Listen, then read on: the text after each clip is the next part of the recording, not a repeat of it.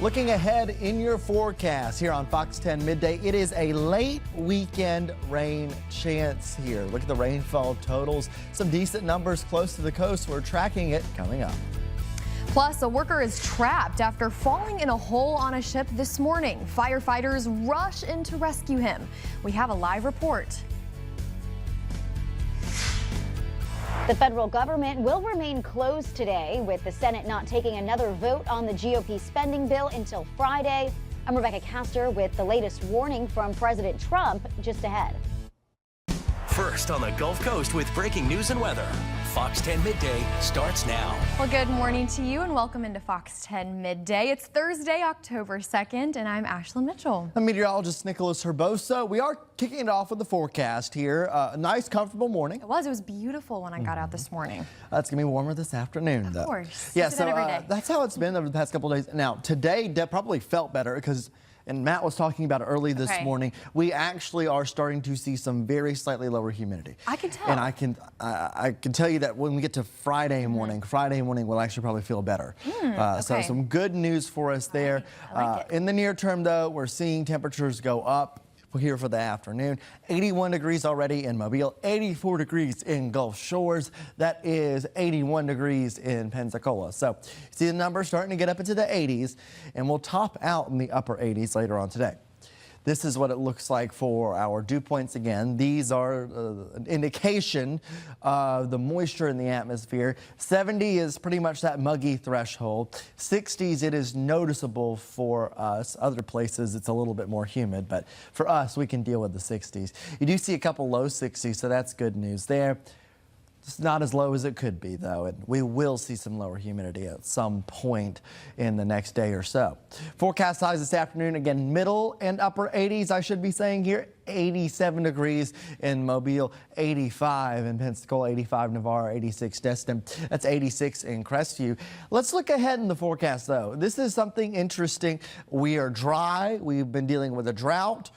Now we get a chance at some rain, scattered rain, Sunday and Monday. Believe it or not, a little tropical wave moves across Florida. A weak low pressure system could develop and bring us the chance of some showers. Now, the European forecast model says no, a low does not develop. The GFS does have a weak low developing. Regardless, Monday, Sunday, those days, we're going to be dealing with a small rain chance at around 50%, maybe 60% if the numbers change. So something to look forward to if you want those rain chances. I'll have more details on this and a broader look at the tropics coming up. All right, Nick, thank you. It was a scary scene this morning at the Alabama shipyard after officials say a man fell into the hull of a ship while working. Thankfully, they were able to rescue him. Our Stephen Moody is live on scene this morning with more. And Stephen, this could have been a whole lot worse. Yeah, that's right. We're standing outside of the main gate here at the Alabama shipyard where it's quiet now, but that was not the case about an hour ago. I'm going to step out of the way and just show you this was where emergency crews raced about a few hours ago to get here for what they call a tactical rescue. And thankfully, like you said, it ended up being a minor situation. Now, this is video we got of emergency crews leaving the scene. Police say this all started after a worker fell into a hole on the deck of a ship. Thankfully, he only fell around 8 feet of what they say was a 25-foot hole. They got the call just after 8 a.m. this morning, and the quick response time is what led to the victim being freed as quickly as he was. Now, it took crews around 30 minutes to get him out. He was then taken to the hospital for minor injuries. There was an area on the side of the ship that they had just welded back on. The crews had just welded back on in the last few days, from our understanding. So they were able to go back into that side of the ship, the hole, retrieve the individual, bringing to safety, and of course getting him to the hospital for minor injuries. A lot of the guys may not be in situations like this often. That's a good thing, but of course this does prepare them for anything that may pop up in the future. Now, work continues here at the shipyard, and there were no other injuries. Reporting live this morning here in Mobile, Stephen Moody, Fox 10 News. Stephen, thank you. So glad that worker was okay. Well, in the meantime, a judge today hearing arguments on whether Mobile City Councilman William Carroll's election challenge should be dismissed. Councilman Carroll lost the August election to Samantha Ingram, but he contends she isn't qualified to serve because she didn't live in the city long enough. Fox 10's Brendan Kirby is live outside the courtroom with more on this. And Brendan, no ruling yet, right? Yeah, that's right, Ashlyn. The judge wants to hear additional arguments. This all has to do with how long Ingram has lived in Mobile. She previously lived in Georgia and, in fact, cast a vote in the presidential election in November there. The question is whether the law requires a candidate to be a resident for 90 days before an election or a year. There are two different laws. The Zogby Act, which created Mobile's mayor-council form of government in 1985, says 1 year. But the general statewide municipal election law, amended by the legislature in 2003, says 90 days. And 90 days is what was on the candidate qualifying form that Ingram signed when she launched her campaign. Ingram's lawyers argue that the statute controls because it's the most recent law on the subject. Councilman Carroll's lawyers argue that the Zogby Act is the more specific law and takes precedence because the legislature never repealed it. And a judge kind of threw a curveball to the lawyers, asking them about an attorney general's opinion from 2016 that she thinks might be relevant. We're going to have to go look at that ourselves, and we'll also have reaction from both sides later on this afternoon. Reporting live in Mobile, Brendan Kirby, Fox 10 News. All right, Brendan, thank you for the update. Well, disturbing details coming out in court about the hot car death of a 3-year-old Alabama boy left in the care of a DHR worker. Kayla Stanford appeared in court for a preliminary hearing after missing her previous court date. Police say she admitted to being negligent while KJ Starks was in her care. Investigators say Stanford picked up the child around 9 a.m. for a supervised visit with his father, but instead of returning him to daycare, she made several stops nearby. Instead of returning KJ back to the daycare where he was supposed to be, she went to a Church's Chicken location across the street. Then she went to a pizza location. She was 2 blocks away from his daycare.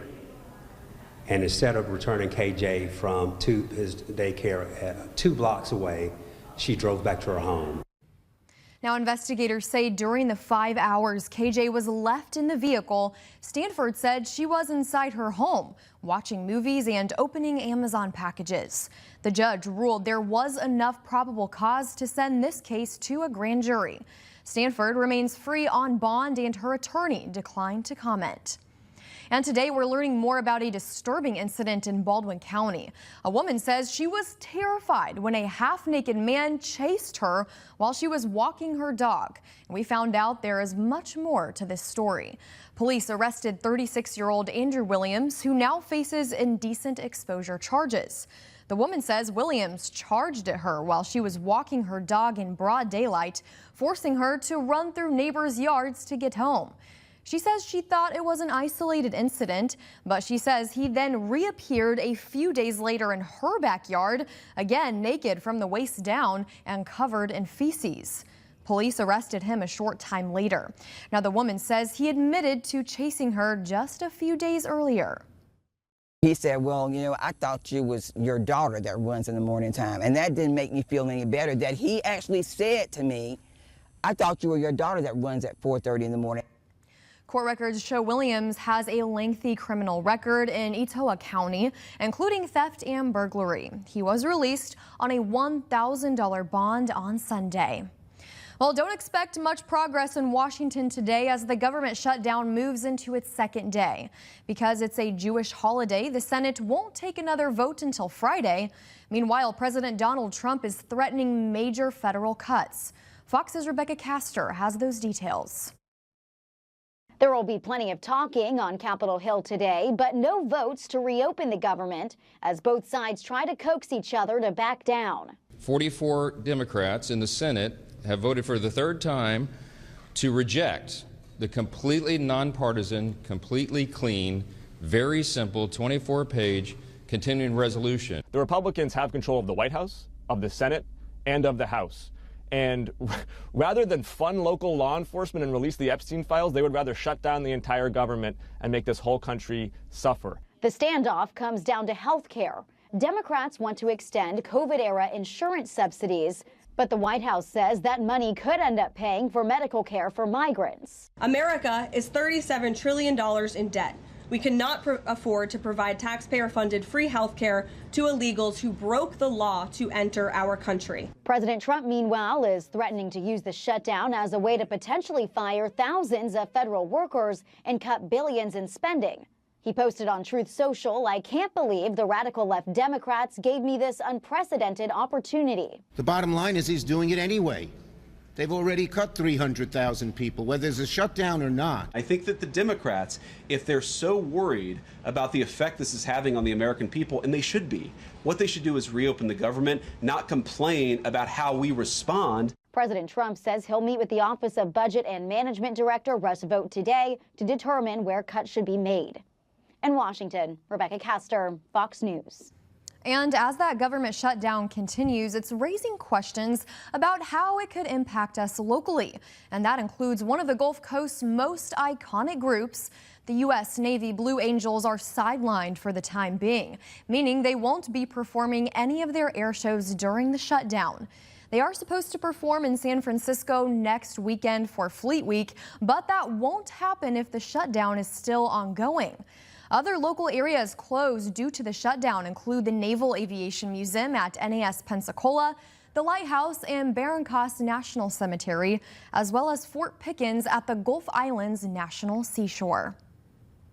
Meantime, Federal Communications Commission Chair Brendan Carr has agreed to testify before the Senate following the temporary suspension of Jimmy Kimmel's late night show. According to reports, after speaking with the Senate Commerce Committee Chair, Ted Cruz, Carr decided to testify. Kimmel's show was pulled off the air on September 17th after he made comments about conservative activist Charlie Kirk's assassination. Those comments were then condemned by Carr. The show returned to the air on September 23rd. Now, the reports say there is no date set for the hearing, but it might be scheduled for November. 11:11 now, and still ahead, we'll tell you about a special 5K and fun run that raises money specifically for local breast cancer patients.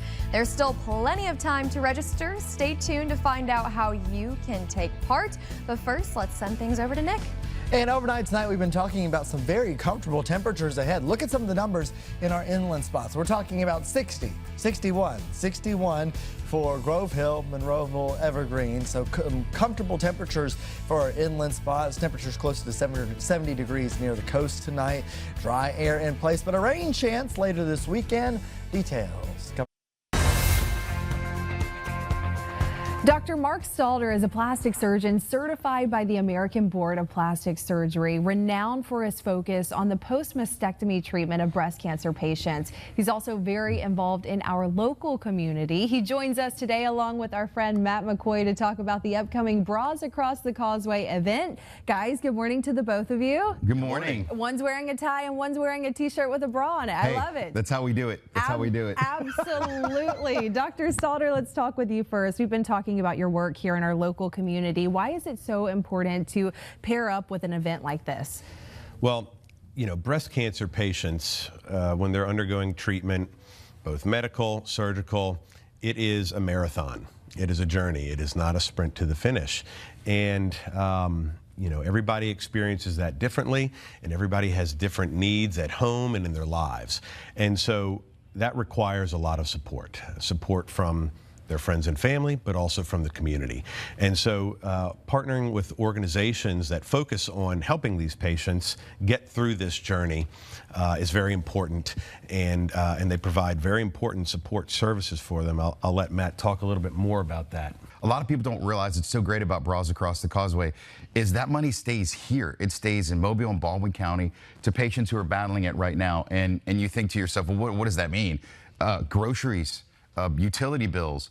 We had a woman come up at the end, we do an award ceremony at the end, who said, "You paid my mortgage for 6 months."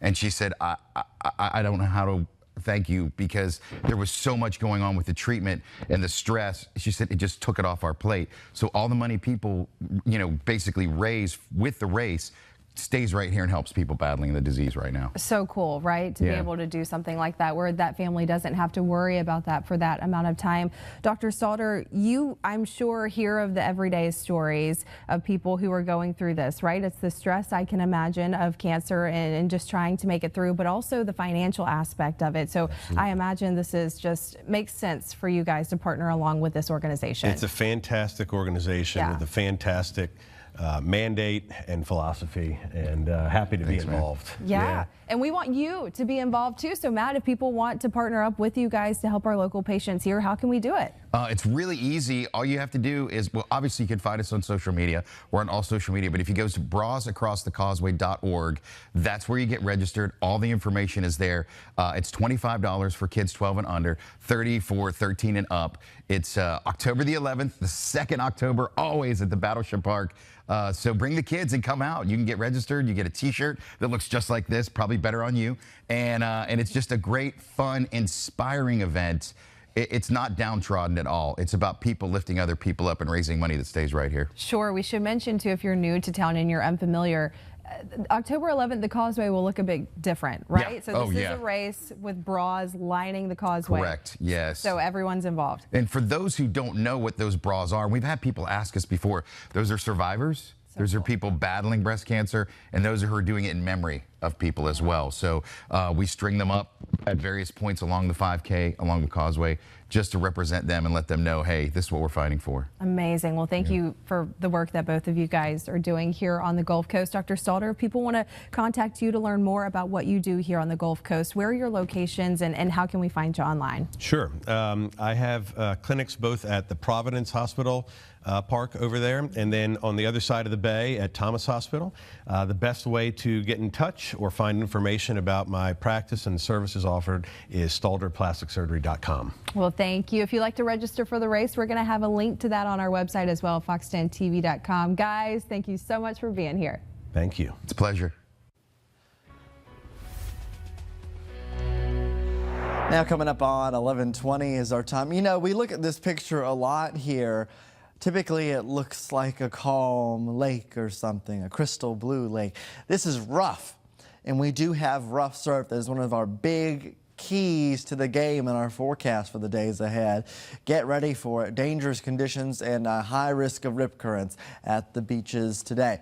Let's talk about the 5-day outlook here. We have nice conditions over the next couple of days. Friday morning looks fantastic. Temperatures in the 60s with some low 60s in our inland spots, so small push of dry air. But then later on the weekend, especially by Sunday, some disturbed weather, an air disturbance, I should say, starts to roll into our local Gulf Coast here. Sunday, Monday, we could see that chance of scattered showers and even a rumble of thunder or two. Forecast for this afternoon, your Thursday afternoon, in our Mississippi counties, 87 degrees in Leakesville, 86 Lucedale. We're going with 85 in Pascagoula. In our Florida counties, you can see 84 in Pensacola, 85 Navarre. Again, high risk of rip currents down at the beach, 86 Jay, Munson, Crestview. Mobile, Baldwin counties, Mobile, we're going with 87 today, so a warm one, and 85 in Fairhope, Foley, Robertsdale, 84 in Gulf Shores.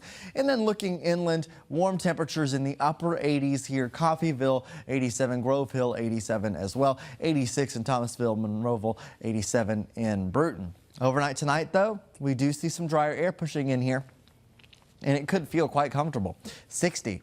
It's our forecast low tonight in Grove Hill, 61 in Monroeville and in Evergreen. You have middle and upper 60s closer to the coast. In fact, some of those places on the immediate coast pretty much right at 70 degrees there. But still a nice night, and with that slightly drier air, it should feel really good if you're out early on Friday morning. Here's your futurecast for the rest of today. Only around a 10% chance of an isolated shower popping up. I really don't think these chances are that high, but just keep an eye on things. Then as we go through the evening time and into the overnight hours, a mostly clear sky is expected. Again, comfortable overnight tonight. Looking at your rain chances, we see a boost in rain chances Sunday into Monday. That is because of that disturbance. Actually, I want to go to the tropical weather outlook. Imelda is now a post-tropical system, so that is off the board. We have one disturbance and come off Africa, no worries there. Then we have this one, which is closer to home, an area of disturbed weather, essentially a tropical wave over the Bahamas. That's going to move over Florida and eventually into the eastern Gulf. Look at how low that development chance is, only 10%. I will tell you this right now, the GFS forecast model is one of the only ones that shows a developing low pressure system. The rest of the forecast models just show rain. I mean, just a blob of rain. So what do we have here? This tropical wave starts to move north. This is Sunday. The GFS is a little less wet on Sunday compared to the European, but you can see for us locally, we do have that chance of some showers there as this rolls in. And then Monday as well, we'll have a chance for scattered showers. It'll also be a little breezier regardless of this, but right now the odds of this becoming anything even remotely significant, pretty much near zero. So we don't have to worry about too much there. Of course, we'll keep you updated. One thing I do want to keep in mind, regardless, we're going to have enough breezes out there to deal with a high risk of rip currents all the way through Monday. Look at some of these numbers. Just look at the wind gusts. This is wind gusts along the coast over the next couple of days, around 20 miles per hour consistently all the way through Friday and into Saturday. So keep that in mind. Here's your 7-day outlook again. Rain chances go up Sunday into Monday there. Temperatures, not bad. 85 degrees, 83 degrees. Some days are cloudier than others, especially as we get to the weekend, especially on Sunday. But looking at that long range forecast, look at next Wednesday and Thursday. Those numbers go way back up into the upper 80s, almost near 90 degrees by the end of next week. All right, thank you, Nick.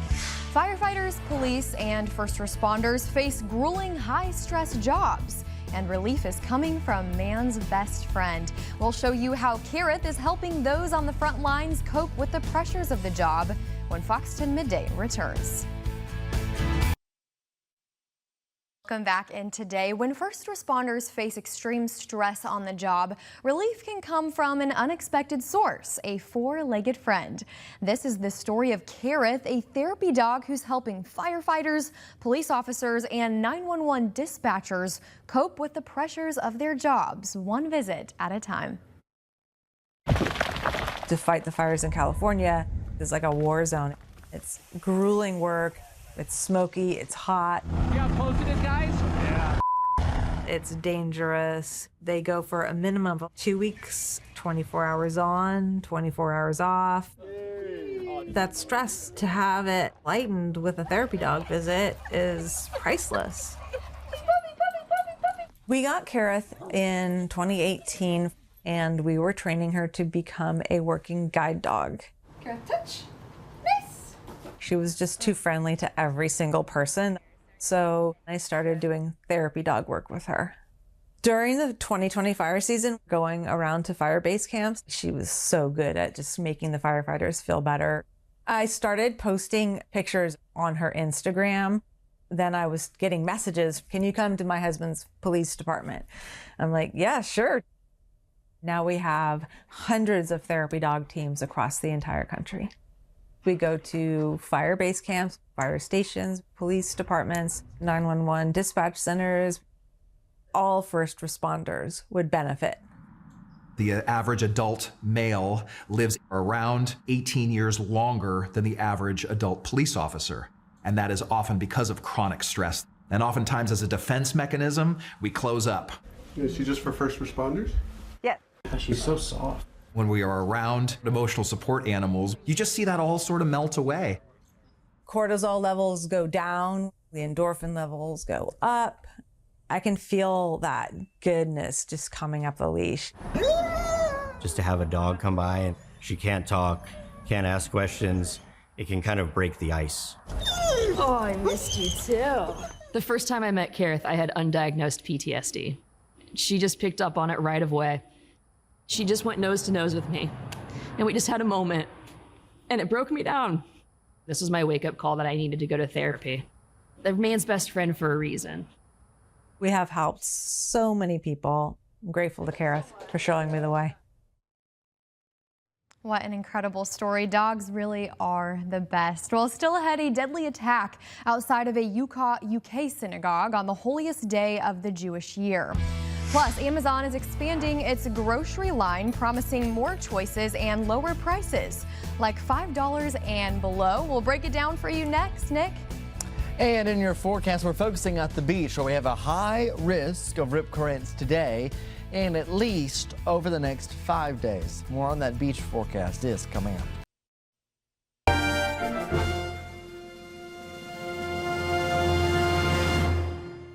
This day in history. history takes us back to 1967. It was on this day 58 years ago that Thurgood Marshall made history as the first African American sworn into the U.S. Supreme Court. A champion of civil rights and former NAACP attorney, he served on the nation's highest court for 24 years until he retired in 1991. Committed to you. This is Fox 10 Midday. And we have breaking news out of the UK this morning. UK police are investigating what they say was a terrorist attack that unfolded outside of a UK synagogue today. At the time, worshippers were marking Yom Kippur. Fox News senior foreign affairs correspondent Greg Palcott has this story. Multiple people are dead and several others injured after a car and knife attack outside of a UK synagogue. The incident taking place in Manchester during Yom Kippur, the holiest day of the Jewish calendar. This attack has been officially declared as a terrorist incident, and the investigation is now being led by counter-terrorist police. Local police say they were called to the Heaton Park Hebrew Congregation Synagogue around 9:30 a.m. local time after someone witnessed a car being driven towards pedestrians. At least one person was also stabbed. Minutes later, officers opened fire at a person believed to be the suspect. It's horrifying. It is horrifying. Unfortunately, in the last year, we've witnessed a whole load of terror and attacks against the Jewish people. A large number of people were worshiping inside the synagogue at the time, and police say a member of the public prevented the suspect from entering the building. People should be allowed to go about and practice their faith, knowing they're going to be safe. Unfortunately, Jewish people across the country, Jewish people across the globe, don't feel that way. UK Prime Minister Keir Starmer, flying home early from a summit of European leaders, says more law enforcement is being deployed to synagogues across the UK. The attack in Manchester this morning is absolutely shocking, and all of our thoughts are with those affected. We will do everything to keep our Jewish community safe. Manchester police say that everyone inside the synagogue was evacuated after the area was made safe. In London, Greg Palcott, Fox News. Also this morning, 2 airplanes collide on a tarmac at LaGuardia Airport in New York. Delta Airlines says 2 of its planes operated by Endeavour Air were involved in a, quote, low-speed collision during taxi. The Port Authority of New York and New Jersey reports at least 1 passenger was hurt. Now, the company says the main priority is ensuring the safety of its customers after the incident. And listen to this. Right now, cleanup efforts are underway after an explosion caused a New York building's chimney to collapse. Crews say the demolition will take a while because they can't use heavy machinery for fear of causing more damage and debris. Authorities in the Bronx say the blast appears to have occurred in the boiler. An investigation into the matter is happening right now. Police say no injuries were reported from the incident. Residents were booked into hotels for the meantime. Officials are hoping to have services in the building back up and running before the end of the weekend.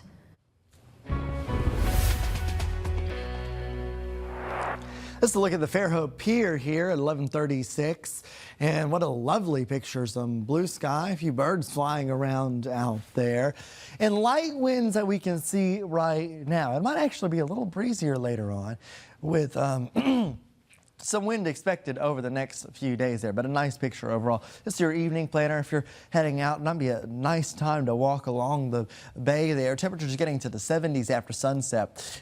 Sunset is around 6:30 this evening. Overnight lows tonight really comfortable. We're talking about low 60s in our inland spots. I could see 1 or 2 places, cold pockets, getting to around 59 degrees. So that is pretty close to that fall feeling air. 62 degrees in Bruton, 63 in Atmore, 63 in Crestview overnight tonight.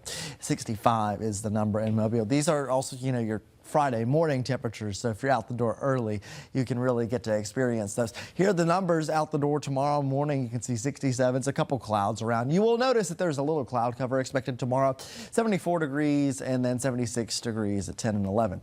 I mentioned breezier conditions. I want you to especially look along the coast here, where we're going to have wind gusts mainly from the east around 20 miles per hour consistently through tonight and into Friday. Look at Friday around 22, 20 there on the forecast model, and into Saturday as well. This is thanks to a slightly tighter pressure gradient that we're having, and we might even get a low pressure system that develops off to our south and east. So we will be in that area for some stronger easterly winds. That leads to that high risk of rip currents at the beach. That is life-threatening rip currents that are likely in the surf zone. Pay attention to those red flags that are likely flying at our Gulf Coast beaches. We're going to keep the high risk of rip currents around all the way at least through Monday. You can see that pretty clearly here that it is a little rough at this point.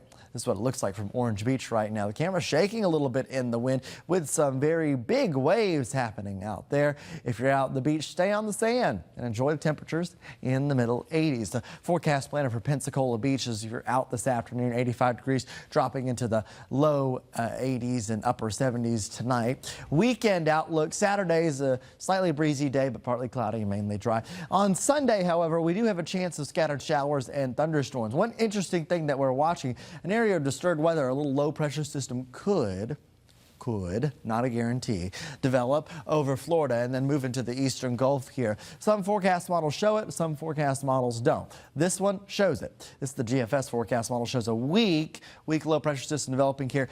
By Sunday, could have enough moisture near our area to incorporate a couple of showers into the forecast.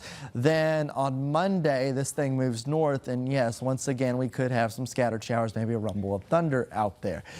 But regardless, most models do show some kind of blob of rain coming in here. So that's why we have those rain chances there. I wouldn't be too worried about anything tropical. Here's the tropical weather outlook elsewhere. Imelda is heading out to sea. We have one other area of disturbed weather out in the Atlantic. No issues there.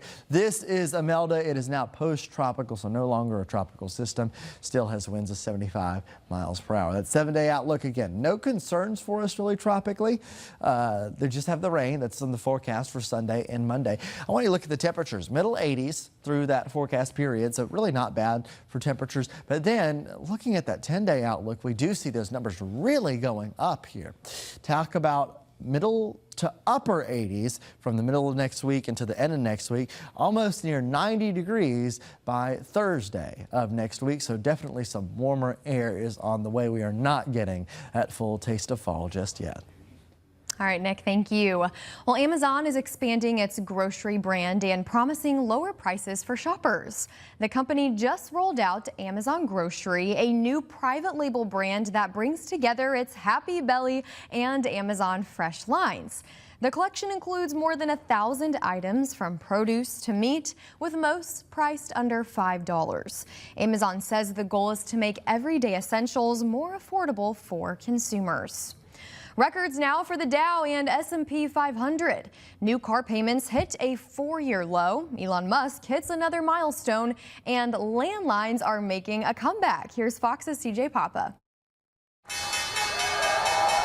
Markets shrugging off the drama in Washington, rising to another record finish for the Dow and S&P 500 on Wednesday. A weak September ADP report fuels hopes the Federal Reserve will cut rates again at its policy meeting next month. Americans are buying fewer new cars. Admins reporting new car down payments hit a 4-year low as buyers struggle with affordability. The average down payment for a new car fell to $6,020 in the third quarter of this year. A year ago, the average was $6,619. Buyers are putting less money down and financing more.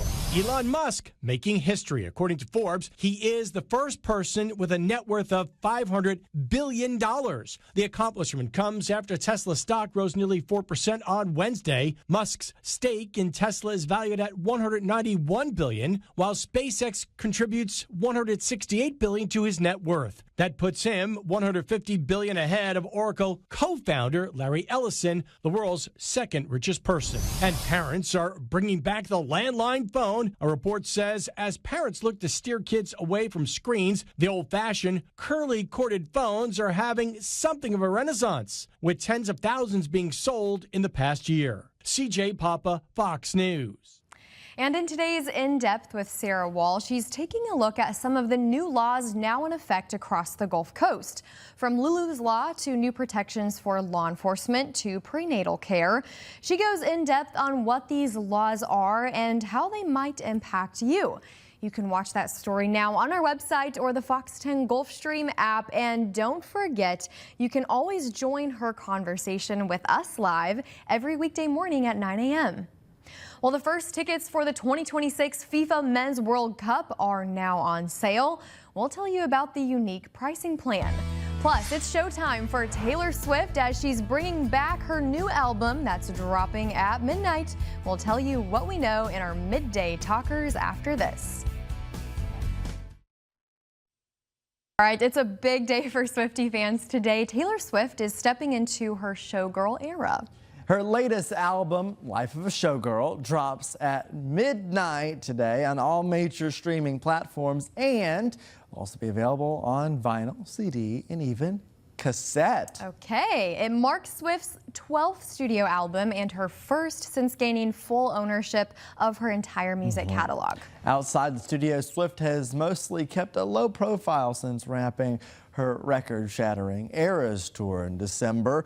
With the exception of one big headline, her engagement to Travis Kelce, the Kansas City Chiefs star. Of course, and that broke the internet and social media and our newscast when all of that happened. You and I aren't huge Swiftie fans. I mean, we like her. We talked about this before. I will don't listen to this, yes, and I will see what we go from there. And from what I've heard by my friends who are avid Taylor Swift fans, the album is just really a blend of her talking about her high-profile life, you know, on an international stage. Yes. She, of course, has thousands of fans, as well as what it's like to be a normal person like us, just with a massive fan base. So I'm excited to hear it. She's a great songwriter as well. Yes, so excited to hear that album tonight. Okay, well, Nick, you're excited about this. The first wave of tickets for the 2026 FIFA Men's World Cup is now on sale. More than 4.5 million fans have entered a lottery for the initial chance to buy. Winners get assigned time slots to purchase tickets over the next few days. I'm going to be completely honest, it is the most confusing thing on the planet. Really? You've done this before? Yes, so I am actually in the process of signing up for all of this. In the studio today, he was doing that over commercial break. We'll talk about that in just a second. 2 more lotteries will follow before sales open on a first-come, first-served basis. An official resale platform will also be available. So prices start at $60 and can go up to $6,700, with FIFA using dynamic pricing for the first time, meaning costs will shift based on demand. The 2026 World Cup kicks off June 11th and runs through July 19th across stadiums in the U.S., Mexico, and Canada. Nick, backpedaling a little bit, you're trying to get those tickets, right? Yeah, it's a weird, complicated process, and the tickets are not cheap. It says $60 there. They do this category system, and the prices differ significantly between each category. There is also a hospitality version that they offer if you want to spend a lot of money, where you get access to tents and all this extra stuff, which if I had the money to do that, I would love to. But have you been to the World Cup? No, I have not been to a World Cup before. All right, I'm pulling for you this year. Yeah, be excited. You got it. My goals will be maybe Houston or Atlanta. Oh, I like it. Keep us updated. Right. Let's go and get a look at the forecast now. And what you can see here on the Fox 10 weather app, we do have a couple things that we're talking about. In fact, Matt did post a video on the thing that we've been talking about, the little rainmaker possible here, weak low pressure system that could develop. Other updates on what's left of Imelda, latest tropical weather outlook. All of that is on the app. If you have any plans this afternoon, this evening, check the radar on the Fox 10 weather app. And please, if you could, submit your pictures and videos on the app. All you have to do is scroll down and tap that, hit Add Media, upload files, and it is an easy process to do so. We encourage you to do it, so please send in those photos. We would love to have them. It looks nice outside. Why not? Take a look at it there. Blue sky for the most part, a few puffy cumulus clouds developing from our live cameras. Submit those photos, submit those photos, submit those photos on the Fox 10 Weather app homepage and scroll down. Here's your evening planner. You can see temperatures dropping into the 70s. A nice night to be outside. Maybe a good sunset photo could come in there. Overnight tonight into tomorrow morning, comfortable temperatures in the low 60s. We'll have middle and upper 60s closer to the coast. Your forecast for tomorrow afternoon, it's decently warm, but it's not terrible. Middle 80s. That is a little closer to average. I think we'll take it. Not necessarily feeling totally like fall, but it's decent. Pretty decent. Then looking at the forecast for the next couple of days. In fact, as we get to the weekend, Sunday there we actually have a lower temperature of 83 degrees. That is a result of a little more cloud cover in there. Yes, there's a rain chance. I'll have a look at that long range forecast coming up as we take a look at the breezy conditions right now at Dauphin Island. More coming up. Welcome back. A deep dive into the ocean allowed scientists to snap pics of some never-before-seen marine activity. Patrick Cornell has that amazing imagery in today's Take a Look at This. Check out this surreal undersea scene off the coast of Uruguay.